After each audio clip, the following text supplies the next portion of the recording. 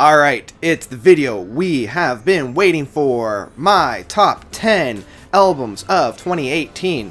2018 has been an amazing year. I have mentioned this time and time again of just how brilliant this year has been within its music outpour. These are my own personal opinions. I'm not saying that these were the absolute best albums critically or accomplished. I'm just saying that these were my favorite albums that came out this year. These were the ones that I enjoyed listening to the most. Also, these will not be full-length album reviews. These will just be quick summarizations of my thoughts on the albums. For most of them, I've done full-length album reviews, so go through my channel and find my fully fledged out thoughts there.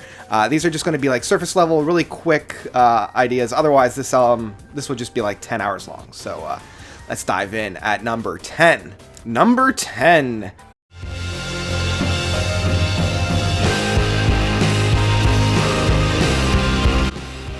Every Sun's Country by Mogwai. Okay, so Mogwai came out pretty early this year with Every Sun's Country, and this album grew on me. I love the builds, I love the math rock, the post-rock, the really experimentation with sounds on this album. I think that this is probably Mogwai's strongest piece that I've heard up to this time, and every time I listen to it I get moved. I think it's a really standout track from the band, and it just shows that they are some masters of the post-rock, and where other bands like Explosions in the Sky have really started to peter out within their creativity, Mogwai is there at the top of their game, so they earn my number 10 spot.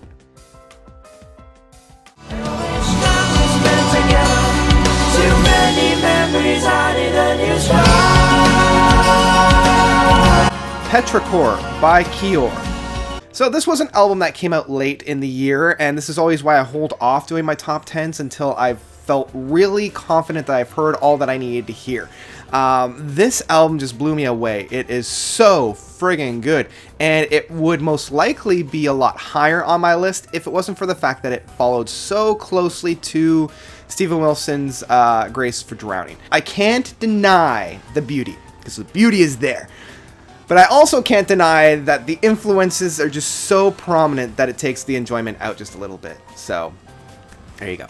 Number 8. What kind of creatures we have become? Ones and Zeros, Volume 0 by Third Degree.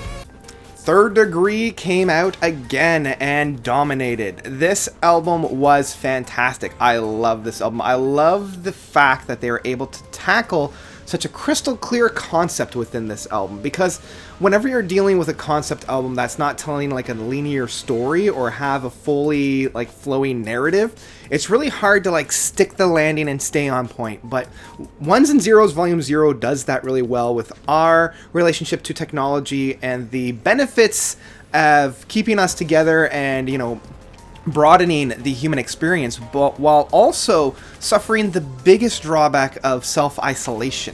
And I feel like they conquered this really, really well. And the music found on here is Third Degree's best. Like, this is them on their A game. I had to put this one on the list. It was an album that I kept coming back to, and each song just knocked it right out of the park, and each one built upon the last, and it was just a great ride all the way through. Number 7. So now my diamond is low.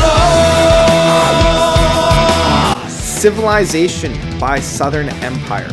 This one surprised me. This one really, really surprised me. Southern Empire's first album was good. It was some good retro prog, but nothing too special, honestly. I know that a lot of people loved it, but I didn't see anything all that special about it. Civilization, though, definitely something special on this one. Definitely a great, great time. Now, I might be biased because I heard and got into this album pretty heavily when I was out in Newfoundland this year, but I still kept coming back to it. And how the structure of this album unfolds. We start off with a 9-minute song, go into a 19-minute song, go into a 29-minute song, and then we have the closing piece. And I think by structuring it this way was a really fun idea, and one that pays off in the end. There's no real down point, and as the song structures get longer and longer, there's no filler. Everything is on this album that's supposed to be on this album, and I feel like they really stuck the landing with this guy. Number 6.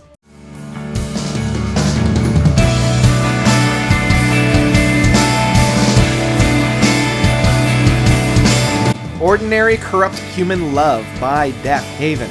Another one that really surprised me. This one came out of nowhere for me. A friend of mine introduced me to this, and I've been watching a lot of top 10 lists, and this one has been on a lot of those. This is one of those albums from 2018 that has been getting constant recognition, and it's well deserved. This album just blew me away. The blending of dark black metal with post-rock, ambient, almost shoegazer really goes together very, very well. We've had a couple of albums this year and in past years that have tried this blend and have come up with mixed successes. This one really, really blew me away. There's only like one or two moments on this album that I'm like, eh. Other than that, like there are so many moments on this one where that black metal just hits you so hard, but then they counter it with such beautiful passages from that post-rock.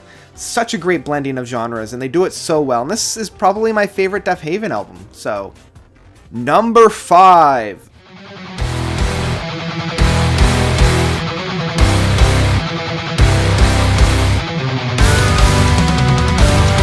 Vector by Haken. Alright, so we're coming into the halfway point. Vector from Haken. Another one that blew me away. Each of these albums definitely blew me away. Vector hit so hard. It was such a gothic album, and this was the word that I used to describe this album in my review. Gothic. The more I'm listening to it, the more I'm loving it. It's definitely an improvement from Affinity. It's much stronger in a cohesive whole. Except what brought me out of this were the last 2 tracks. They didn't stick the landing on this album. That's the only reason why it's not... Well, it is in the top 5, but why it's not further into the top 5. First 5 tracks are so solid and so strong, I can't help but love it. But yeah, those last 2 tracks just didn't quite hit me in the same way that I was hoping them to. Number 4.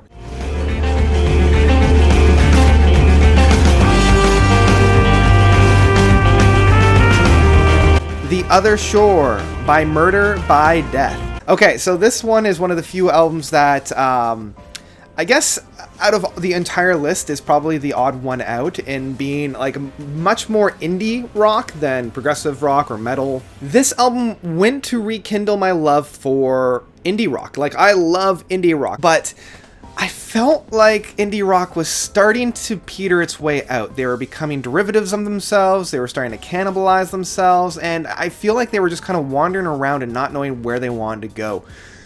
Murder by Death, though, came in and rekindled that love. It captured that feeling when I first fell in love with the genre, and it just held it so tightly.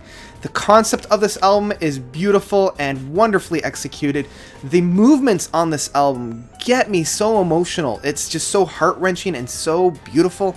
I can't help but love it, and by the end, I am practically inconsolable. Sometimes I'm even in tears of just how beautiful this album is, and it came at the perfect time for me as well within my life. So all of those came in to create this perfect storm of a brilliant album and musical experience for me. Number 3. I will never understand. Leave this place. Gaia Sphere 347 debut album. Another one that just came out of nowhere and exploded in my face. I love this album. I love the 3 tracks that are found on here. Each one covers a different motif that I love within progressive rock movement.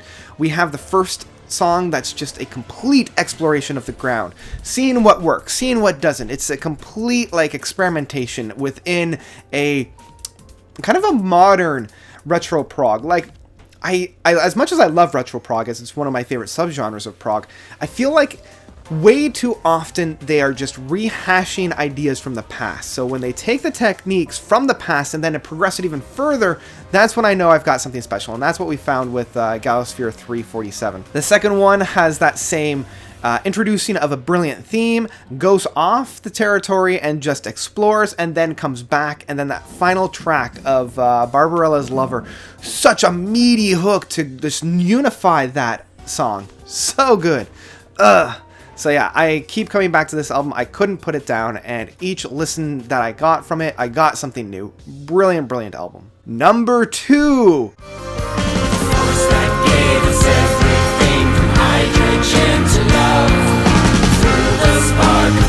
Infernal by Fido. It was really Really hard to put Infernal by Fido at number 2. When you come to an album that's been promised for decades, like this one, the last installment of the Great Leap saga, that continued with Doomsday Afternoon. Like, Doomsday Afternoon was put out in 2007, so we waited 11 years for this. I was so scared of this album that when it finally dropped, it was one of those, please, please, please, please, please, and push the play button, and it was one of the only times when not only did it meet all of the expectations that I had with it, but it succeeded it. It just blew every expectation that I had out of the water.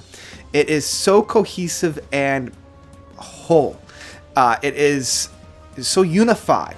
It took where the Great Leap went and where Doomsday Afternoon went and just went even further. I love the fact that it is a true trilogy in that it unified those two albums that were very, very different into one piece. This feels like a complete project now. And the music that's found on it is probably Fido's best work. There are so many moments that just bleed brilliance. Yeah, it just shows that a love for the craft and not seeing it as an obligation, but as a promise. I think that was what happened. And this one didn't fall flat in any way. Great album. Loved it. And it, as I said, it pains me not to put it at the album of the year. It really does, because it deserves it. But there was one album that came out that topped it for me. And before I get to that, let's talk about some of the honorable mentions, because I have a few honorable mentions. First up, and I'm not going to do the whole title card for that, I'm just going to put them behind me. First up is Ver by Perfect Beings. This one held the #1 spot for the longest time, for almost half the year. I just loved where this album went. I loved how this album grew. It did suffer a little bit from the wandering the wilderness without any kind of a perch. There wasn't any moment where I felt like they had like dug deep and got their hooks into me. It just felt like I was on a really fun exploration. Curiosity by Inventions. Chris Bruin put out a fantastic little collection of songs. Now, the only reason why this didn't make the top 10 were all these songs were actually released in 2017. The overall album itself was dropped in 2018, but all the material on it was from the 2017 cycle, so I didn't feel like it really justified putting it in the top 10 because it wasn't technically a 2018 album. But this album holds some of my favorite music from 2017. Automata 1 and 2 by Between the Buried and Me. So this one was on the disappointments of the year. I've left the video right up there for you guys to watch. Yeah, this was a little bit of a disappointment, but the actual music that's found on it, if you put your brain outside of the fact that they released it as a double discer, and you had to wait like 6 months to hear the completion of it, if you ignore the structural issues of this album holds some of Between the Buried and Me's best work. It's a lot heavier than their previous album. They're a little bit more return to form. I think they just need a little bit more time to really flush out some of the brilliant ideas and shift out some of the ideas that didn't quite work within this album. Another one that I really wanted to put in the top 10, and was in my top 10 for the longest time, it received one of the highest ratings of the year, was Time Will Die and Love Will Bury It by Rollo Tomasi. This band was doing exactly what Deaf Haven were doing, and in some respects they were doing it even better. The only thing is, though, some of the moments don't land quite as hard, and those beautiful moments didn't quite hit me as hard as Deaf Haven did. So it pained me to keep it off the top 10 list, but I had to talk about it because, holy jeez, this album is good. If you're a fan of Deaf Haven, and if you're a fan of Ordinary Corrupt Human Love, you're going to love this album. So please, please go out and listen to it because it's so good. And finally, the Phanerazonic 1, Panarazonic by The Ocean. I know this is making a lot of people's top 10 list and a lot of people's album of the year. For me, it just didn't quite hit me as hard as I think it did other people. It still hit me really, really hard, and oh man, this album is amazing. It wasn't quite the album for me, and I think that's what kind of did it in the end. So originally I had 5, but another album snuck in at the very, very end. This was an album that I've been listening to since Thursday. I haven't been able to put it down, and I would feel very remiss if I didn't at least touch upon it, and that's Andrew WK's You're Not Alone. This album is just an unabashable journey of joy. It's taking depression and kicking the shit out of it. I can't help but love this album. I've been listening to it pretty much nonstop since Thursday. I'm going to have to do a full-length album review, and I'm probably going to go pretty deep into this album as well. So, all those done, let's find out what took the #1 place. Number 1.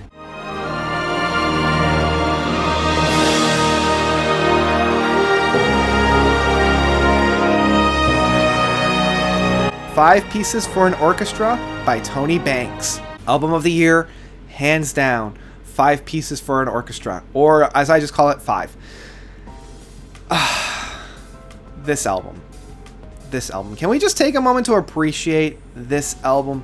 I mean, this album shows that contemporary classical music can still be brilliant. What he was able to do with 5 Pieces for an Orchestra just blew me away. Every single moment on this album hits me hard. This album showcases the entire gamut of emotions within the human spectrum.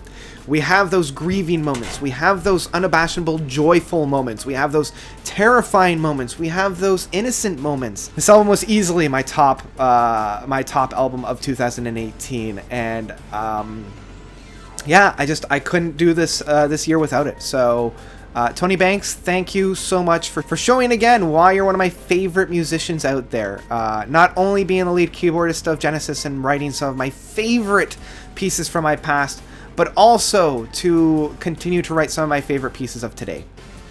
Thank you. And that's it.